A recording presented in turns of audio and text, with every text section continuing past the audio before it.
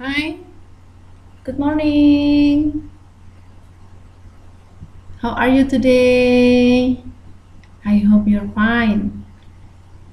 Today we will learn about respiratory organ healthy. Oke, anak-anak, bagaimana kabarnya hari ini? Tetap semangat ya. Oke, hari ini kita akan belajar kembali, bertemu dengan Bulia lagi di pelajaran sains. Hari ini kita akan membahas tentang kesehatan alat pernapasan kita. Nah, anak-anak tahukah anak-anak bahwa organ pernapasan kita merupakan alat di dalam tubuh kita yang punya fungsi yang sangat penting. Bayangkan saja kalau kita tidak bernafas 1 menit saja atau 1 jam, kira-kira apa yang terjadi? Tentu tubuh kita tidak bisa melakukan aktivitas dengan baik. Kita tidak akan bisa bergerak karena tubuh kita tidak punya cukup oksigen. Nah, anak-anak, pada awal pertemuan kita, kamu sudah pernah mencoba ketika ada lilin yang dinyalakan, lalu lilinnya diletakkan di atas piring, dan piringnya diisi dengan air. Apa yang terjadi ketika lilin yang menyala itu kamu tutup dengan gelas yang lebih tinggi daripada lilinnya? Oh, lilinnya lama-kelamaan akan mati, Bu Lia. Nah, mengapa nyala api lilin menjadi mati, menjadi padam kalau ditutup oleh gelas? Apakah berarti tidak ada lagi udara di dalam? Jawabannya ada udara, masih tetap ada udara. Atau yang membuat mati adalah angin yang dibawa oleh gelas? Jawabannya tentu tidak, karena justru gelasnya menutup supaya nyala apinya tidak tertiup angin sehingga padam. Nah, lalu apa penyebabnya? Oh, ternyata yang menyebabkan apinya menjadi padam adalah karena di dalam gelas itu tidak ada lagi oksigen. Kenapa kok tidak ada oksigen? Karena sudah dipakai ketika pembakaran lilin terjadi. Nah, ternyata pembakaran api pada nyala lilin itu memerlukan oksigen. Jadi ketika oksigennya telah habis, maka api tidak bisa menyala lagi. Nah, apa hubungannya Bu Lia dengan tubuh kita? Nah, anak-anak, ternyata tubuh kita juga sama. Tubuh kita memerlukan oksigen untuk melakukan pembakaran. Loh, pembakaran apa? Kenapa kok tubuh kita perlu ada pembakaran? Apa yang dibakar? Membayangkannya bukan membakar dengan api, anak-anak ya, tetapi proses pembakaran yang terjadi di dalam tubuh kita adalah proses membakar nutrisi yang sudah kita dapatkan dari makanan, diubah oleh tubuh menjadi tenaga. Nah, kalau tidak ada oksigen, maka nutrisi yang kita makan itu tidak akan berubah menjadi tenaga. Sehingga meskipun kita makan banyak, tetapi jika tidak ada oksigen, maka nutrisinya tidak akan bisa digunakan untuk sumber tenaga. Nah, sumber tenaga itulah yang kita pakai untuk bisa membuka mata, berpikir, lalu melakukan aktivitas kita, apapun itu. Nah, itulah pentingnya pernafasan di dalam tubuh kita. Nah, lalu kalau ada anggota bagian pernafasan kita atau alat pernafasan kita mengalami gangguan atau penyakit, maka itu berarti kita juga mengalami gangguan fungsi tubuh, karena pernafasan itu sangat penting bagi kelangsungan hidup kita. Nah, hari ini kita akan khusus belajar tentang disorder and disease on respiratory organ, kelainan atau gangguan dan penyakit yang terjadi pada organ pernafasan manusia. Nah, sebenarnya ada banyak sih anak-anak penyakit dan gangguan yang dapat terjadi pada organ pernafasan kita, tetapi kita tidak akan membahas semua. Nanti kamu akan bahas lebih lanjut kalau kamu melanjutkan menjadi dokter, begitu ya. Kamu akan pelajari lebih dalam, tetapi kita akan pelajari sedikit saja kira-kira apa yang bisa kita alami, apa yang pernah kita lihat atau yang pernah kita alami, itu saja yang kita pelajari, dan itu pun tidak semua karena memang sangat banyak ya. Oke, beberapa di antaranya yang sering kita alami adalah asma. Mungkin ada di antara anak-anak yang punya gangguan pernapasan asma ini. Apa sih itu asma? Anak-anak yang pernah mengalami mungkin bisa cerita, oh asma itu ciri-cirinya apa? Oh, ciri-cirinya nafasnya pendek, jadi bernafasnya sulit, dan kadang-kadang kalau bernafas sampai berbunyi. Nah, itu namanya asma. Nah, anak-anak, asma itu sebenarnya tidak bisa kita anggap sebagai penyakit. Itu sebabnya beliau menuliskan gangguan dan penyakit, karena tidak semua gangguan itu merupakan penyakit. Nah, asma ini salah satu gangguan yang terjadi pada organ pernapasan kita. Lebih sering disebabkan bukan karena penyakit, tetapi karena alergi terhadap sesuatu. Nah, alerginya itu bisa macam-macam ya. Ada yang alergi dengan serbuk sari bunga, jadi begitu ada di dekat bunga yang tertiup menghirup serbuk sarinya, kemudian langsung terasa sesak dadanya, begitu susah bernafas. Atau ada juga yang tidak tahan dengan bulu binatang, jadi begitu dekat dengan binatang ada bulu yang di sekitarnya, dia merasa kesulitan bernafas. Bisa juga karena asap kendaraan atau asap rokok, atau bisa juga karena debu gitu ya, tidak tahan terhadap debu. Jadi penyebab asma ini bisa banyak, dan lebih banyak karena alergi pada sesuatu. Bisa jadi begini, misalnya nih Bulia alerginya terhadap asap, jadi begitu kena asap nggak bisa, langsung sesak. Tetapi kalau dekat dengan hewan, ada bulunya atau menghirup aroma bunga yang segar, tidak apa-apa, karena Bulia alerginya hanya dengan asap. Nah, sama, semua orang yang terutama yang memiliki gangguan asma itu bisa jadi penyebabnya macam-macam, bisa berbeda-beda satu dengan yang lain. Nah, lalu karena dia merupakan gangguan, bisa jadi asma ini tidak bisa disembuhkan. Nah, tidak bisa disembuhkan tetapi bisa dihindari atau dicegah. Bagaimana cara mencegahnya? Oh, karena penyebabnya adalah karena alergi terhadap sesuatu, maka ya cara paling mudah untuk tidak mengalami gangguan asma ya jangan mendekati atau jangan dekat dengan alerginya. Jadi misalnya Bulia tahu kalau Bulia alergi dengan asap kendaraan, ya berarti sebisa mungkin menghindari ya, avoiding the polluted air misalnya. Jadi tidak mendekati atau berusaha menghindari. Nah, itu caranya. Tetapi kalau ada yang mengalami sampai kronis atau sampai agak parah, biasanya ada alat atau uap tertentu yang dihirup untuk melonggarkan kembali bagian pernafasan. Jadi asma itu terjadi karena ada bagian dari pernafasan, pada bagian pernafasan bisa terjadi pada bronkus atau bronkiolus yang mengalami penyempitan karena alergi. Kalau mengalami penyempitan itu berarti udaranya sulit untuk keluar dan masuk. Jadi nafasnya seolah-olah berusaha untuk bernafas tetapi sulit untuk melakukan proses pernafasan karena memang ada penyumbatan karena alergi tersebut.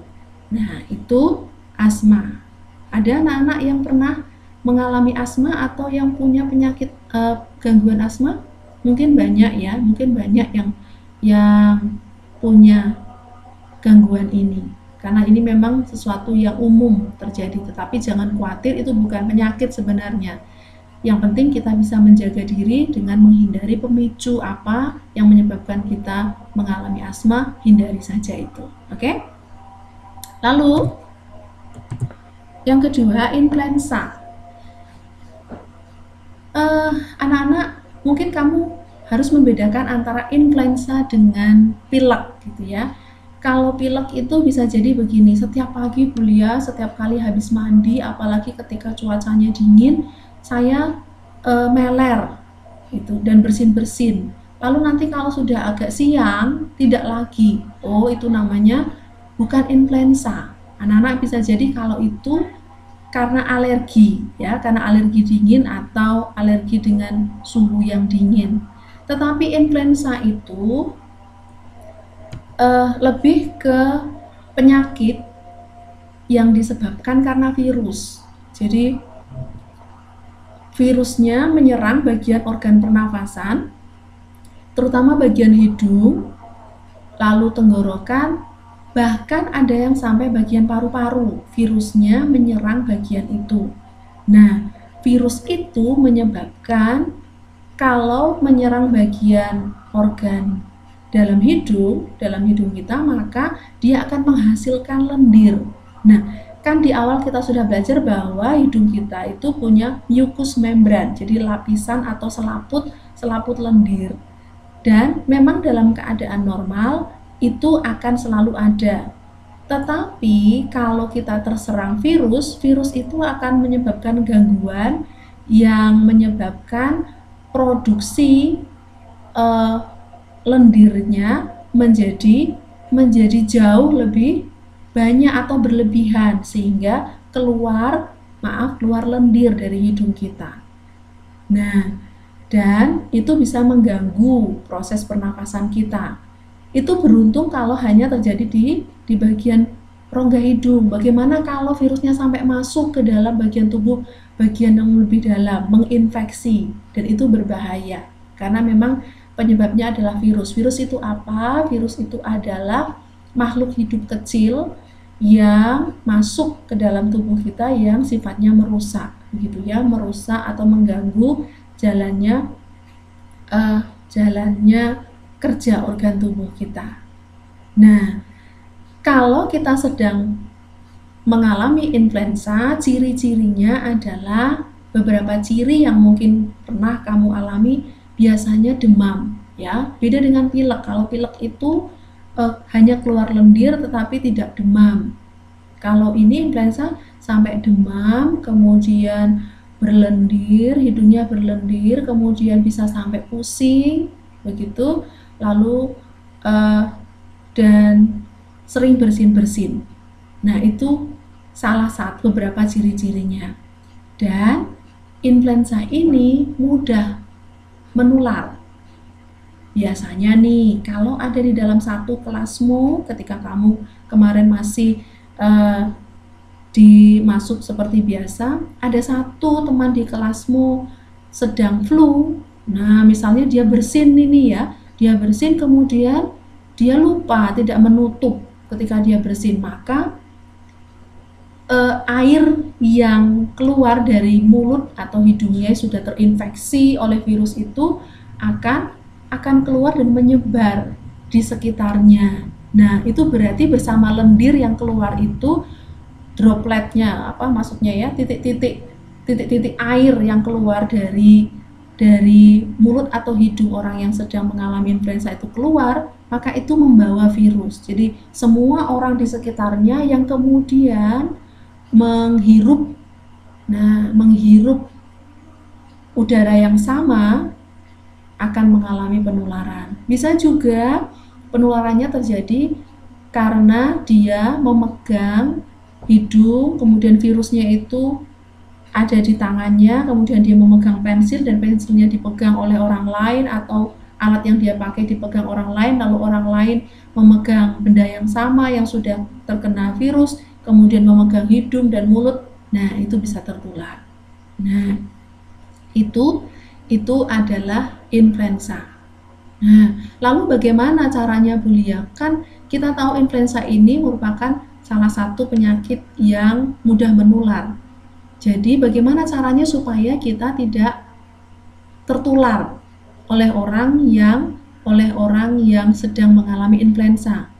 Ya, caranya adalah membiasakan mencuci tangan. Nah, anak-anak, tahukah kamu bahwa tangan ini merupakan salah satu organ tubuh yang paling mudah untuk menularkan penyakit, karena dengan tangan kita memegang macam-macam hal, dan secara tidak sengaja kita sering menggunakan tangan kita untuk menutup hidung, memegang makanan lalu masuk ke mulut, dan itu merupakan perantara untuk terjangkitnya kita dengan virus yang sama. Jadi sering cuci tangan dengan menggunakan sabun. Lalu jika kamu tidak ingin tertular, kamu harus mempertahankan daya tahan tubuh. Caranya bagaimana, Bu Lia? Menjaga kesehatan tubuh dengan makan makanan yang sehat, makan makanan yang meningkatkan daya imun. Contohnya makanan yang mengandung vitamin C, apa saja ya? Oh, ada buah-buahan, ada banyak jenis buah dan sayur yang banyak mengandung vitamin C. Lalu istirahat yang cukup dan banyak minum air putih. Ya, itu beberapa cara supaya kita terhindar dari penyakit influenza. Oke. Nah, yang ketiga adalah tuberkulosis atau lebih sering kita kenal dengan TBC. Nah, TBC ini ciri-cirinya, penyakitnya gejalanya ditunjukkan oleh batuk. Yang pasti dia sering mengalami batuk, dan batuknya sampai batuk yang parah, begitu ya, batuk yang parah, dan sampai badannya menjadi kurus, lalu nafasnya pendek. Nah, kalau tuberkulosis ini penyebabnya adalah karena bakteri. Nah, nama bakterinya Mycobacterium tuberculosis. Jadi karena nama bakterinya namanya Mycobacterium tuberculosis, maka nama penyakit yang disebabkan oleh bakteri itu dinamakan tuberkulosis atau TBC. Nah, ini biasanya menyerang bagian organ pernafasan di bronkus dan bronkiolus, ya. Di bronkus atau bronkiolus mengalami penyempitan, pembengkakan. Jadi biasanya supaya tidak terkena, ini juga penyakit yang mudah menular. Jadi kalau ada orang yang mengidap penyakit TBC, batuk di sekitar kita, maka kita mudah tertular karena udaranya itu sudah mengandung bakteri yang sama.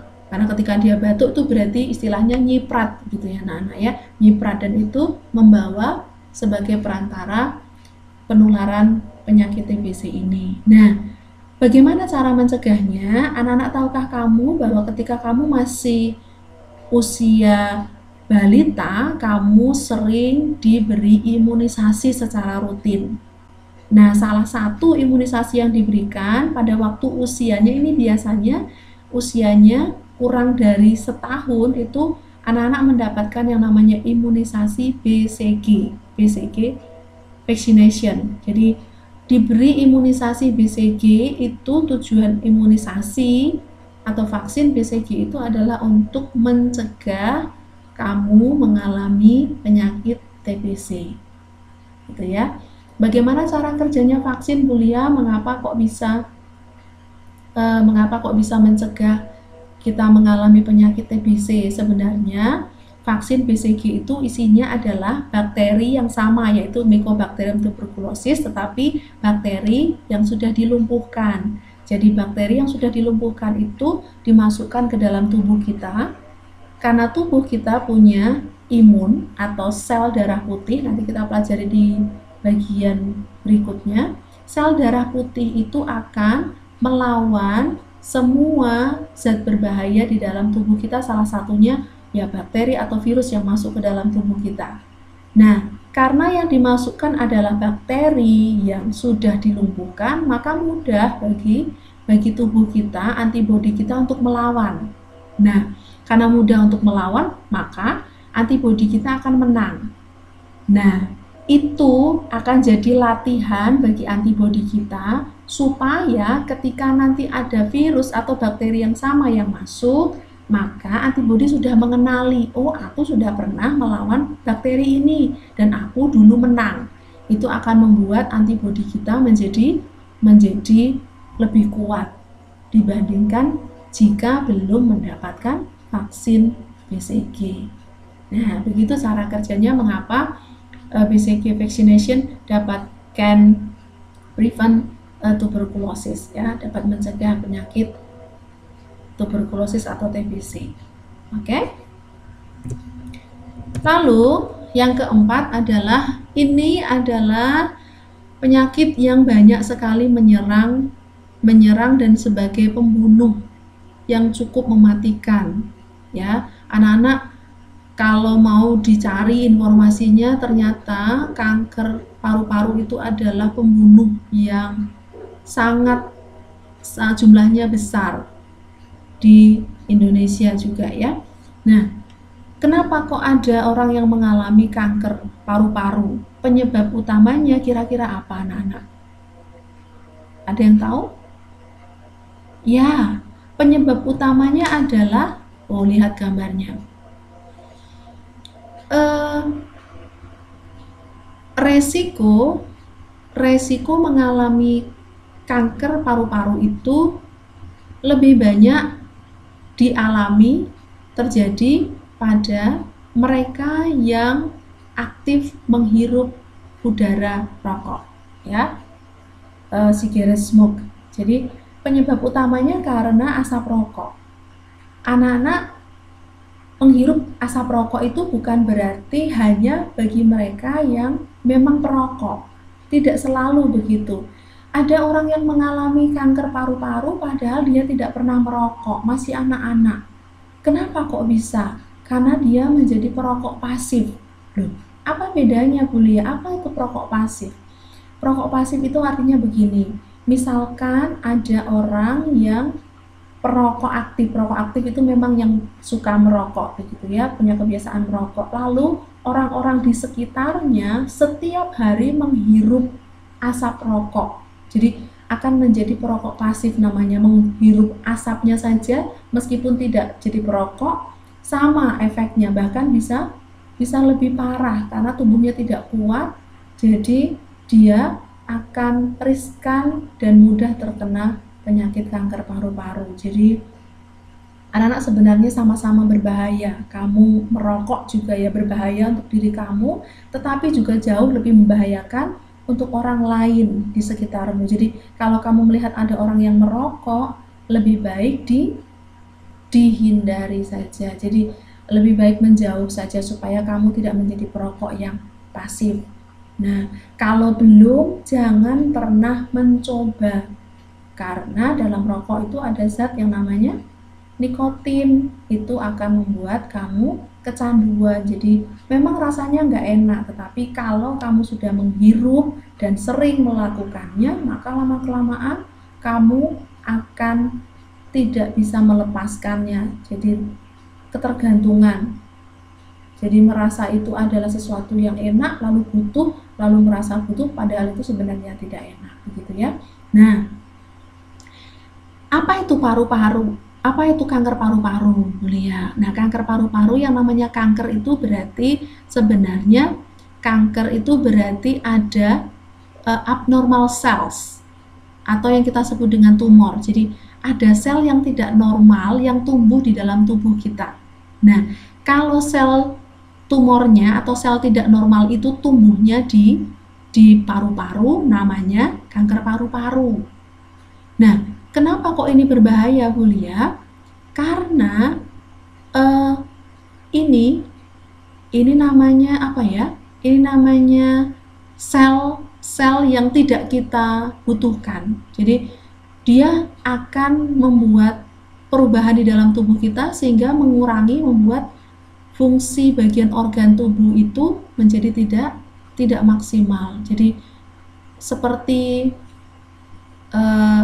ada sel tambahan di dalam tubuh kita, bisa jadi itu seperti daging tumbuh tetapi aktif begitu ya, bertambah besar terus tetapi dia ngambil nutrisi dari dalam tubuh kita. Kalau dia tumbuhnya di dalam paru-paru, maka dia semakin membesar berarti merusak jaringan di paru-paru dan mengambil nutrisi yang harusnya diperlukan oleh paru-paru kita.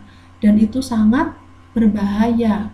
Kalau paru-paru kita tidak bisa bekerja, ya kita tidak bisa mendapatkan oksigen yang cukup. Maka ya tidak bisa berfungsi dengan baik tubuh kita. Nah, dan kanker paru-paru itu lebih banyak terjadi di dekat atau di sekitar air sac atau pundi-pundi udara. Ya, kamu sudah belajar tentang bagian-bagian dari organ pernapasan kita. Bagian terakhir, tempat terjadinya pertukaran oksigen dan karbon dioksida, place of exchange oxygen and carbon dioxide on air sac or alveoli. Jadi ini biasanya menyerang bagian inilah. Kalau ini diserang loh, padahal ini tempat terjadinya pertukaran oksigen dan karbon dioksida, ya berarti tidak bisa. Nah, jalan satu-satunya apa? Ya hindari. Anak-anak bersyukur kalau kamu masih punya paru-paru yang baik, punya organ pernafasan yang baik, dijaga dengan hati-hati. Menjaganya dengan hati-hati bagaimana? Oh, tadi sudah belajar tentang beberapa gangguan dan penyakit pada organ pernapasan kita. Ya caranya ya sudah tahu penyebab penyakitnya apa, ya berarti dihindari, dijauhi, ya dijaga dirinya sendiri. Oke. Nah, itu beberapa penyakit. Ingat, Bulia mengatakan bahwa ini hanya beberapa. Sebenarnya ada banyak sekali penyakit pada pernafasan kita, tetapi kita tidak akan bahas semua. Oke, hanya sebagian saja. Kalau kamu mau bahas lebih banyak, nanti bisa dicari bukunya, bisa referensi cari di informasi, ada banyak di sekitar kita, ya. Nah, kalau sudah tahu penyakit dan penyebabnya, berarti kita harus tahu dong bagaimana cara menjaga kesehatan pernafasan kita sendiri. Nah, kalau tahu bahwa udara yang kotor itu bisa menyebabkan asma, karena ada orang yang alergi dengan debu, ya berarti jaga supaya lingkungan di sekitar kita tidak kotor. Bagaimana cara menjaga supaya udara di sekitar kita tidak kotor? Jadi cara yang pertama, keeping the air clean. Caranya bisa macam-macam anak-anak. Cara yang pertama adalah planting tree, ya, dengan menanam banyak pohon, menanam banyak tanaman. Loh, apa hubungannya tanaman dengan kebersihan udara, Bulia? Nah, anak-anak pada kelas 4 kamu sudah belajar ketika tumbuhan melakukan proses fotosintesis, maka salah satu bahan yang diperlukan adalah karbon dioksida. Karbon dioksida atau gas buangan dari asap knalpot dan asap yang lain itu diperlukan justru oleh tumbuhan untuk melakukan proses fotosintesis. Nah, kalau ada banyak tumbuhan, berarti akan ada banyak polusi yang terserap oleh tumbuhan atau banyak karbon dioksida yang diserap oleh tumbuhan. Sehingga tidak banyak yang akan berputar atau terperangkap di lingkungan kita, di udara sekitar kita. Selain itu, hasil dari proses fotosintesis adalah oksigen. Oksigen adalah bahan yang kita perlukan untuk bernafas. Jadi, kalau ada banyak tumbuhan, maka udaranya menjadi bersih karena memang diserap oleh tumbuhan dan kita mendapatkan banyak oksigen karena memang tumbuhan menghasilkan oksigen melalui proses fotosintesis, dan itu sangat baik untuk kesehatan pernafasan kita. Anak-anak, pernahkah kamu membandingkan ketika kamu ada di tempat yang penduduknya padat, lalu hanya ada bangunan dan tidak banyak tanaman, dibandingkan kalau kamu pergi ke suatu tempat yang banyak sekali tanamannya, kamu berada di lingkungan yang sangat hijau, rasanya apakah beda? Sangat berbeda. Jauh lebih nyaman tubuh kita ada di tempat yang memiliki banyak tumbuhan, karena memang udaranya menjadi jauh lebih bersih. Selain itu kita mendapatkan suplai oksigen yang lebih banyak. Nah, cara yang berikutnya adalah ya menjaga kebersihan lingkungan supaya tidak banyak debu, ya berarti dijaga supaya lingkungannya tetap bersih, tidak banyak penyakit. Supaya tidak ada banyak penyakit, ya berarti lingkungannya harus bersih, berarti harus rajin membersihkan lingkungan sekitar, ya. Itu salah satu caranya. Cara berikutnya adalah avoid the polluted air, ya, menghindari udara berpolusi. Udara berpolusi itu contohnya apa? Asap pabrik, asap kendaraan. Jadi kalau terpaksa kamu berada di traffic jam atau di tempat yang padat lalu lintasnya di pinggir jalan raya, please use your mask, ya, pakai masker. Paling tidak masker ini akan membantu menyaring supaya udara yang masuk ke dalam hidung kita tidak terlalu kotor karena sudah dibantu penyaringannya selain oleh bulu hidung kita juga oleh maskernya. Jadi kalau kita tidak menggunakan masker, maka ketika kita menghirup dan tubuh kita tidak sanggup atau terlalu kotor sehingga tidak bisa menyaring dengan sangat bersih, maka kotoran itu akan tertinggal dan lengket di paru-paru. Bagaimana membersihkan paru-paru? Ya tidak bisa.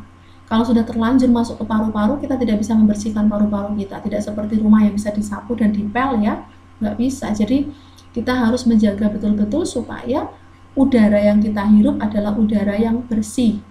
Ya, memang tidak bisa sangat bersih, tetapi kita sebenarnya bersyukur kita masih diberi perlindungan berupa bulu hidung, ya, bulu hidung dan selaput atau bulu-bulu silia di dalam trakea kita yang membantu kita supaya menyaring udara yang bisa masuk ke dalam paru-paru supaya paru-parunya tetap bersih dan bisa berfungsi dengan baik. Nah, cara yang ketiga, by healthy lifestyle, jadi punya gaya hidup sehat. Nah, gaya hidup sehat contohnya apa? Olahraga dengan teratur. Apa hubungannya olahraga teratur dengan kesehatan organ pernapasan kita, Bu Lia? Nah, anak-anak, ketika kamu berolahraga, maka kamu akan merasa setelah kamu berolahraga berat, kamu merasa apa? Kamu merasa bahwa nafas kamu terengah-engah. Jadi, apa artinya nafas terengah-engah? Itu berarti kamu sedang membutuhkan oksigen sebanyak-banyaknya. Nah, karena tubuhnya kekurangan oksigen, butuh banyak tenaga, berarti butuh banyak oksigen juga untuk membakar nutrisinya menjadi tenaga. Nah, kalau kamu terbiasa berolahraga, maka organ pernafasanmu akan kuat. Jadi kalau sering digunakan dia berolahraga, dia juga ikut berolahraga, maka dia akan menjadi lebih sehat. Tetapi olahraga yang rutin, yang baik itu juga harus tahu tempat dan waktu. Maksudnya apa sih, Bu Lia, tahu tempat dan waktu? Maksudnya begini. Kalau kamu berolahraga, pilihlah tempat berolahraga yang lingkungannya bersih, ya. Jangan berolahraga justru di tempat yang ramai atau banyak kendaraannya, itu justru berbahaya untuk pernafasan kita, ya. Atau olahraga waktu yang tepat. Jangan berolahraga pagi-pagi buta ketika belum ada sinar matahari.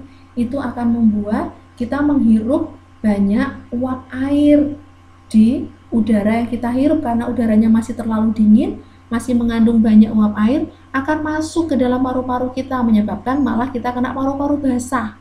Ya, salah satu gangguan yang bisa terjadi di organ pernapasan kita. Berbahaya. Jadi olahraga di waktu yang tepat. Sudah tidak terlalu dingin, sudah mulai pagi, lalu di tempat yang memang bersih.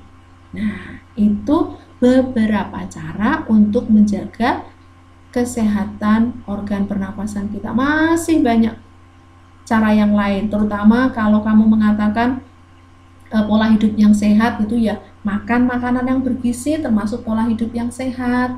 Jadi hindari makan makanan yang cepat saji. Apa hubungannya Bu Lia? Ya hubungannya dengan kalau daya imun kita lemah, nutrisi kita tidak cukup, mengandung banyak zat tambahan yang berbahaya, itu akan mengganggu fungsi tubuh kita. Salah satunya adalah organ pernapasan. Oh, healthy lifestyle yang lain adalah enough rest. Jadi istirahat yang cukup. Istirahat yang cukup itu juga baik untuk kesehatan pernapasan, karena itu akan membuat organ pernapasan kita menjadi rileks dan akan bisa berfungsi dengan lebih baik, ya. Lalu apalagi, cuci tangan dengan teratur, menggunakan sabun supaya organ pernapasan kita tidak mudah terkena virus dan bakteri ketika kita tidak sengaja memegang mulut atau hidung kita. Dan masih banyak yang lain. Nah, tapi kira-kira ada 3 bagian poin utama ini, yaitu keeping the air clean, avoid the polluted air, and then healthy lifestyle. Oke? Nah, anak-anak, itu adalah materi kita pada hari ini. Oke? Kita akan bertemu lagi pada pertemuan berikutnya untuk mencoba melihat seberapa banyak yang bisa kamu sudah pelajari melalui materi kita, terutama bagian human respiratory. Oke? Sampai di sini pelajaran kita pada hari ini. See you next time. Bye-bye.